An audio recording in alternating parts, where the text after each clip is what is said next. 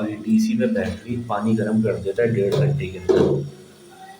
बेहतरीन पानी जो है ना गर्म हो जाता है इसमें। 3 एलिमेंट लगे हैं 12 वोल्ट डीसी वाले, ठीक है। और ये सप्लाई है, ये देखें 12 वोल्ट, इसके लिखा हुआ है 12 वोल्ट 60 एम्पियर।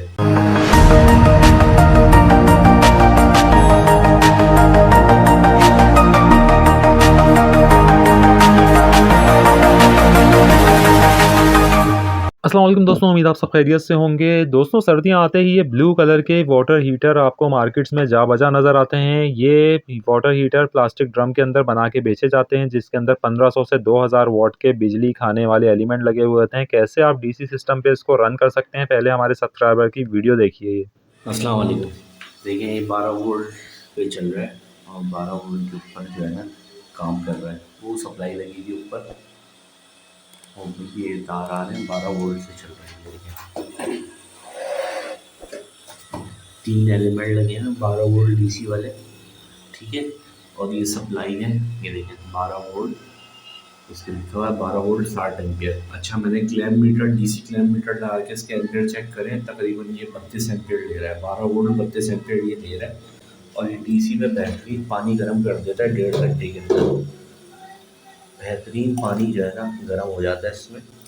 बस ये वीडियो बनाने का मकसद ये है कि आप चीज़ें इसे बनाते हैं 12 वोल्ट की, तो मैंने किसी से परचेज़ करा है, यूट्यूब पे देख के है, बड़ा ज़बरदस्त काम कर रहा है ये। और ये तकरीबन इलेक्ट्रिसिटी खाता है 400 वाट के करीब मार्केट में। तो अच्छा, इसमें ये आसानी है कि इलेक्ट्रिक शॉक लगने का खदशा भी नहीं है। आप पानी डालें, देखें, ये देखें, मैंने चप्पल पैर ज़मीन पर रखे ना, ये हाथ डाला हुआ है, कोई इलेक्ट्रिक शॉक लगने का खदशा भी नहीं है इसके अंदर। सबसे बड़ी बात ये है। ये सप्लाई चल रही है, देखें। और ये इस वक्त सोलर पे चल रहा है मेरे घर में। सोलर से एसी कन्वर्ट, एसी से डीसी में कन्वर्ट होके 12 वोल्ट के ऊपर चल रहा है और पानी बेहतरीन गर्म हो रहा है इसके ऊपर। ये आमिर नाम है, उन्होंने मुझे ये, उनसे मैंने परचेज़ करा है तकरीबन 8,000 का। जी तो दोस्तों, जैसा आप लोगों ने देखा कि हमारे सब्सक्राइबर ने बहुत डिटेल में डिस्कस किया, मुकम्मल गाइड किया किस तरीके से वो 12 वोल्ट डीसी के ऊपर अपना वाटर हीटर रन कर रहे हैं और सक्सेसफुली सोलर के ऊपर फ्री में गर्म पानी के मज़े ले रहे हैं। तो मैं आपको यहाँ पे बहुत सारी चीज़ें बताऊँगा इस वीडियो में, तो वीडियो को ज़रूर एंड तक देखिएगा। चैनल को अगर सब्सक्राइब नहीं किया हुआ तो चैनल को काइंडली सब्सक्राइब कर लीजिए और बेल आइकॉन का बटन दबा दीजिए। नेम चेंज हो गया है, अपडेट हो गया है, आसानी से लोगों के समझ में आए चीज़ें इंशाअल्लाह ताला मुकम्मल आपको गाइड करेंगे इस वीडियो के अंदर कि किस तरीके से वाटर हीटर आप कम से कम ख़र्चे में इस्तेमाल कर सकते हैं। देखें, मैं सबसे पहले आपको बैकग्राउंड दे दूं कि ये जितने भी ब्लू वाले ड्रम बेस्ड वाटर हीटर आपको मार्केट में मिल रहे हैं, आज की तारीख में भी, इससे पिछले सालों में भी, तमाम सर्दियों में इनके जो रेट होते हैं वो 3,000 से शुरू होते हैं और 5-6 हज़ार तक जाते हैं। इनके अंदर जो एलिमेंट मार्केट में आपको लगा के दिए जा रहे होते हैं वो 1500 से 2000 वाट के बिजली 220 वोल्ट एसी पे चलने वाले एलिमेंट होते हैं, जो कि पानी गर्म करने का काम करते हैं। इन एलिमेंट्स का एक अलमिया मैं आपको बताता चलूँ कि ये नहीं बताता दुकानदार, आपको एलिमेंट की तस्वीर एलिमेंट को दिखाएगा, उसके ऊपर लिखा हुआ होता है कि कितने वाट ले रहा है। हमेशा जो एलिमेंट की, जो इसका वाटर हीट करने का, पानी को गर्म करने के लिए एलिमेंट लगाया जाता है 220 वोल्ट का, उसकी जो जो ताकत होती है जब वो रन होता है असल में, तो वो कई ज़्यादा वाट्स ले रहा होता है अपनी रेटेड पावर से। यानी कि अगर 1500 वाट का एलिमेंट आपने लगाया हुआ है, जब आप उसको रन करेंगे तो वो 2200 वाट से आगे निकल जाता है, तकरीबन 2500 वाट पे पहुंच जाता है। ये लोगों को नहीं पता होता, वो समझ रहे होते हैं बेचारे कि हमने 1500 वाट का एलिमेंट लिया है और उस हिसाब से अपने बिजली के बिल को मैनेज करने की सोच रहे होते हैं कि हमने इसको कितने टाइम के लिए चलाना है। तो जब एक एलिमेंट 1500 वाट, 1200 वाट, 1500 वाट का आप ले रहे हैं और वो 2000 से ज़्यादा वाट की बिजली खा रहा है, तो आप सीधा-सीधा हिसाब ये सबसे पहले लिख लें कि आपका मीटर बुरी तरह घुमाने वाला है, बहुत ज़्यादा आपका बिजली का बिल बनाने वाला है। उसके अलावा और भी इसके अंदर ड्रॉबैक्स होते हैं, वो ये कि आपने एक दफ़ा पानी गर्म किया रात के टाइम, आपने बहुत ज़्यादा बिजली खर्च करी, उसके बाद छोड़ दिया। थोड़ी देर बाद, वो 4-5 घंटे बाद अगर पानी ठंडा होता है, आपने दोबारा एलिमेंट को चलाना है और दोबारा पूरा जो है वो आपका वाटर हीटर गर्म होना है और आपकी बिजली बेइंतहा ज़ाया होनी है। दूसरी बात ये, यानी कि इसके बाद एक और इशू ये आता है कि जब देखें, जब 2000 से ज़्यादा वाट की बिजली आपका एलिमेंट खींच रहा होता है, तो लोग ये समझते हैं कि हम ये गीज़र घर लेके जा रहे हैं और इसको किसी भी प्लग में लगा के चला लेंगे। 3-4-5-6 हज़ार रुपये का गीज़र ख़रीद के लेके जाते हैं, उसको प्लग में लगाते हैं, तो परेशानी का सामना करना पड़ता है। उसकी वजह ये है कि जब आप 2000 वाट से ज़्यादा का लोड एक नॉर्मल सॉकेट के ऊपर डालेंगे जो कि आपके घर में मोबाइल चार्ज करने के लिए यूज़ हो रहा है, या आपके घर में कोई वॉशिंग मशीन चलाने के लिए यूज़ हो रहा है जो कि 300-400 वाट कंज्यूम करती है ज़्यादा से ज़्यादा, बिजली वाली वॉशिंग मशीन की बात कर रहा हूँ। तो जब उस सॉकेट प्लग के अंदर आप ये 2000 से ज़्यादा वाट का गीज़र लगा के उसको चलाते हैं तो आपके बटन भी पिघलते हैं, आपके सॉकेट भी पिघलते हैं, आपकी वायरिंग भी ख़राब होती है और ख़र्चा मज़ीद बढ़ जाता है।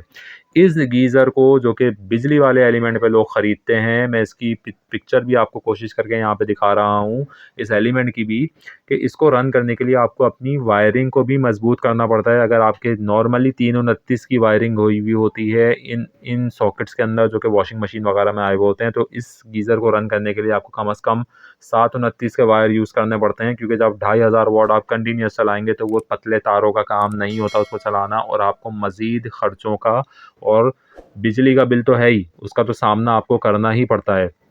मिसाल मैं आपको ये दे दूँ कि अगर आप लेट्स सपोज़ एक 1200 वाट या 1500 वाट का गीज़र मार्केट से ख़रीद के लाए हैं, जो कि आप समझ रहे हैं कि ये 1200-1500 वाट का है, जब वो एक्चुअली में रन हो रहा होता है तो वो 2 से 2500 वाट कंज़्यूम कर रहा होता है। अगर आपने 1 घंटे भी चला दिया, जो कि ज़रूरी होता है, क्योंकि ये 1500-2000 वाट का एलिमेंट जो होता है, ये आप याद रखेंगे, ऐसा नहीं है कि लगाते ही गर्म कर दे 10 मिनट में, ऐसा होता नहीं है। इसको टाइम लगता है पानी को गर्म करने में, और ये कंटिन्यूसली अगर आप 1 घंटा भी चलाएँगे ना इस एलिमेंट को, तो आपके आराम से 2 यूनिट बिजली के ये फूँका देगा, गिरा देगा, मीटर को घुमा देगा 2 यूनिट। अब आप अंदाज़ा कर लें कि अगर आपने दिन में 5-6 घंटे इसको चला लिया, जो जितने घंटे चलाएँगे उससे डबल यूनिट गिरा देगा। लेट्स सपोज़ आपने 5 घंटे इसको बिजली पे चलाया ना, तो वायरिंग तो आपको अलग अपडेट करनी पड़ेगी पीछे, क्योंकि अगर आपने हल्की वायरिंग पे नॉर्मल बोर्ड पे 5 घंटे इसको चला दिया, इसने पिघला के रख देना है सब कुछ। ये बहुत ज़्यादा ड्रॉबैक हैं जो कि मार्केट में गीज़र मिल रहे हैं। मैं यहाँ पे आपको बताता चलूँ कि आपने एक तो अगर लगाना है बिजली के एलिमेंट वाला, तो उसके अपने प्रोस एंड कॉन्स हैं, उसको आपने अपनी कैलकुलेशन करके लगाना है। वो उसके लिए मैं एक अलग वीडियो अपलोड कर दूँगा, क्योंकि बहरहाल 220 वोल्ट का जो एलिमेंट होता है उसकी पावर कहीं ज़्यादा होती है, क्योंकि असल बात ही वॉटेज की होती है। जब एक एक चीज़ आपको 2000 वाट कंज़्यूम करके हीटिंग का प्रोसेस कर रही है, और एक चीज़ अगर कम वाट पे कर रही है, तो उसकी परफ़ॉर्मेंस में फ़र्क ज़रूर होता है। मगर जितनी बिजली 2000 2500 वाट वाले एलिमेंट खा रहे होते हैं, वो बिल्कुल भी फ़ीज़िबल नहीं है आपके लिए लगाना। इसके अलावा बहुत से लोगों को इलेक्ट्रिक शॉक लगने का भी एक मिथ है कि भई इलेक्ट्रिक शॉक लग जाता है, जिसके चांसेस बहुत ज़्यादा कम होते हैं। बिजली वाले एलिमेंट में ऐसा नहीं होता कि आपको इलेक्ट्रिक शॉक लग जाए। उससे कुछ बहुत ज़्यादा फैक्टर्स और एलिमेंट्स होते हैं जिस जब जाके ऐसा होता है। बहुत से लोग उसकी मेंटेनेंस नहीं करते। इसके लिए मैं एक अलग वीडियो बना दूँगा कि क्या मेंटेनेंस होती है बिजली वाले हीटर की, और क्या उसकी सेफ्टी टिप्स होती हैं जो आपको इलेक्ट्रिक शॉक से बचाया जा सके। तो बिल्कुल ऐसा नहीं है कि वो बिजली का झटका मारता ही है, ऐसा नहीं होता। बहुत सारी कंडीशंस होती हैं, कोई रस्टिंग हो जाए, उसकी उसकी जो इंसुलेशन है वो ख़राब हो जाए किसी वजह से, जब कहीं जाके ऐसा हो सकता है कि उसमें करंट आ जाए, वरना बिल्कुल सेफ़ होता है 220 वोल्ट वाला गीज़र यूज़ करना।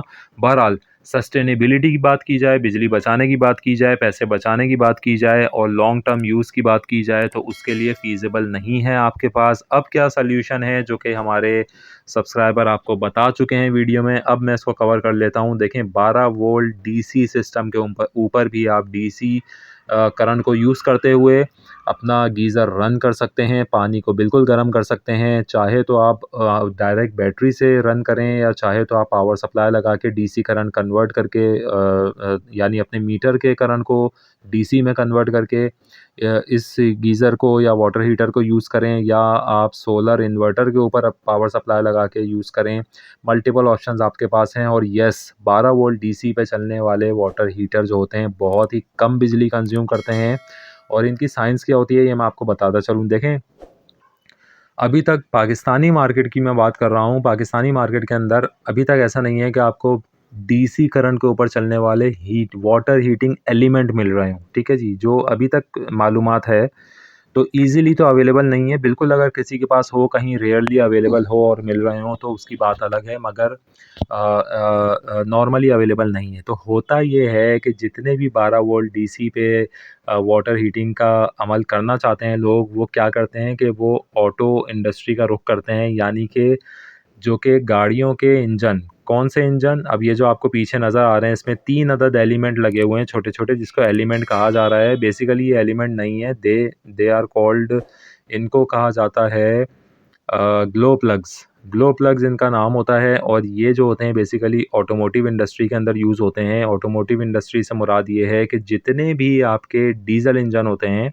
भारी भरकम जो ख़ास तौर से जो हेवी डीज़ल इंजन वाली गाड़ियाँ होती हैं उनके अंदर, और अमूमन और बिलख़ुसूस सर्दियों के अंदर, क्योंकि डीज़ल को कंबस्ट करने के लिए, कंबशन का अमल करने के लिए डीज़ल के जो पार्टिकल्स या मॉलिक्यूल्स या जो भी चीज़ों को कहते हैं, वो सर्दी की वजह से जो है वो इतना अच्छा रिएक्ट नहीं करते या रिस्पॉन्स नहीं करते, जिसकी वजह से जो आपका इंजन का चेंबर होता है जहाँ पे डीज़ल को आग लगाई जाती है ताकि आपका इंजन रन हो सके और कंबशन का अमल हो सके, तो वहाँ पे डीज़ल को थोड़ी देर के लिए गर्म किया जाता है बिफ़ोर कंबशन। तो उस हीटिंग को पैदा करने के लिए गाड़ियों के इंजन के अंदर जो एलिमेंट यूज़ किए जाते हैं उनको कहा जाता है ग्लो प्लग, ठीक है जी। वही ग्लो प्लग यहाँ पे इस गीज़र के अंदर आपको नज़र आ रहे हैं, जो कि इन साहब ने जहाँ से भी ये ख़रीदा है, हमारे सब्सक्राइबर ने, उन्होंने ग्लो प्लस का यूज़ करके डीसी सिस्टम के ऊपर इसको रन किया है। मैं आपको बताता चलूँ कि एक ग्लो प्लग जो होता है, जो कि डीज़ल इंजन में डीज़ल को हीट करने का काम करता है, वो एवरेज जो है वो 10 एम्पीयर से लेके 15 एम्पीयर तक का 12 वोल्ट सिस्टम के ऊपर करंट ड्रॉ कर सकता है। तो आप अंदाज़ा कर लें, जैसे कि भाई ने वीडियो में बताया भी हमें कि ये तकरीबन 30 से 32 एम्पीयर इनका लोड जो है वो ले रहा है, और इन्होंने क्लैम्प मीटर से चेक किया है तो 12 वोल्ट सिस्टम के ऊपर, यानी कि 12 वोल्ट डीसी के करंट के ऊपर ये 30 से 32 एम्पीयर ले रहा है। इसका मतलब यही हो गया जो कि मैंने आपको बताया कि 10 से 15 एम्पीयर तक ले सकता है एक ग्लो प्लग। तो इनके 3 ग्लो प्लग लगे हुए हैं, तो 3 ग्लो प्लग का अगर आप 10 एम्पीयर भी एवरेज रखें करंट, तो ये बन गया 30 एम्पीयर, ठीक है जी। और 30 से 32 एम्पीयर ही इनका ये गीज़र ले रहा है। अब मैं आपको बताऊँ कि इसकी वॉटेज कितनी बनती है, क्योंकि असल चीज़ है वॉटेज। अगर तो आप इसको सोलर के ऊपर रन कर रहे हैं तो ये बिल्कुल फ्री है, जैसे कि ये हमारे सब्सक्राइबर कर रहे हैं। ये दिन के टाइम पे इसको यूज़ कर रहे हैं सोलर के ऊपर, ठीक है। अगर आपने इसको मीटर पे भी यूज़ करना है तो इसकी वॉटेज क्या है, यानी कि कितने वॉट कंज्यूम कर रहे हैं 3 ग्लो प्लग मिल के, तो इसका बहुत आसान सा फार्मूला है। आप करें ये कि ये 32 एम्पीयर इनके बन रहे हैं, लेट सपोज 30 एम्पीयर ही बन रहे हैं, तो 30 एम्पीयर को मल्टीप्लाई कर देंगे, जो कि जो भी आपका सिस्टम वोल्टेज है, चाहे 12 वोल्ट आ रहे हों सिस्टम के अंदर या 13-14 वोल्ट आ रहे हों, उससे मल्टीप्लाई कर देंगे। लेट सपोज अगर मैं 32 एम्पीयर को ही 32 एम्पीयर को अगर मल्टीप्लाई करता हूँ, लेट सपोज 13 वोल्ट हैं सिस्टम में, ठीक है, तो ये तकरीबन 416 वोल्ट बनते हैं। और अगर मैं इसको पूरे 12 वोल्ट से मल्टीप्लाई करूँ तो ये 384 वोल्ट बनते हैं। यानी कि ये जो इनका गीज़र है ये 500 वॉट के अंदर अंदर ही जो है वो काम कर रहा है। बिजली के बिल आपने बचाने हों, कोई इसका सानी नहीं है, बेहतरीन चीज़ है, बिल्कुल लगाएँ। सिर्फ 2-3 बातों का ख़्याल रखना है कि इसके अंदर आपने बहुत हैवी गेज के तार लगाने हैं, क्योंकि जब 32 एम्पीयर गुजरेगा तो उसके लिए कम से कम भी आपने 6 एमएम से ऊपर का तार यूज़ करना है। बेहतरीन चीज़ है, बिल्कुल लगाएँ, मेरी तरफ से 100% रिकमेंडेड है। जैसे कि मैंने आपको इसकी वॉटेज बता दी है कि ये 500 वॉट के अंदर ही करंट जो है वो कंज्यूम कर रहा है। इसका मतलब ये है कि अगर आपने इसको 1 घंटे भी रन किया मुसलसल, तो ये आपका आधा यूनिट से कम ही कंज्यूम करेगा। तो बहुत ही शानदार चीज़ है, इसको बिल्कुल अपने घर में लगाएँ। एक अदद कंप्यूटर की पावर सप्लाई यहाँ पे लगाई हुई है भाई ने, क्योंकि अगर आपने मीटर पे इसको रन करना है या आपने इसको सोलर इन्वर्टर 220 वोल्ट वाले के ऊपर रन करना है, तो आपको डीसी में कन्वर्ट करने के लिए 12 वोल्ट डीसी में स्टेप डाउन और करंट को कन्वर्ट करने के लिए पावर सप्लाई की ज़रूरत पड़ेगी। पावर सप्लाई के लिए आपके लिए रिकमेंडेशन है, हमेशा 52 एम्पीयर से ऊपर की सप्लाई लेंगा, कभी भी 50 एम्पीयर से कम की सप्लाई नहीं लेंगा। और अच्छे मोटे तार का यूज़ करना है, 6 एमएम से ऊपर का ही तार इसके ऊपर लगेगा अगर 32 एम्पीयर मुसलसल इसके अंदर से गुजारना है। बेहतरीन चीज़ है, बिल्कुल लगाएँ और अपने बिजली के बिलों को भी बचाएँ। अगर डीसी सिस्टम घर में 100% लगा हुआ है तो वीडीसी के ऊपर आप इसको बेहतरीन तरीके से रन कर सकते हैं और पानी गर्म करने की अपनी ज़रूरत को बहुत कम पैसों में और बहुत ही अच्छे तरीके से पूरा कर सकते हैं। वीडियो अच्छी लगी हो तो चैनल को ज़रूर सब्सक्राइब कर लीजिए, लाइक कर लीजिए, शेयर कर लीजिए। इंशाअल्लाह ताला मुलाकात होगी किसी नेक्स्ट वीडियो में। अभी तक के लिए इतना ही। अल्लाह हाफ़िज़।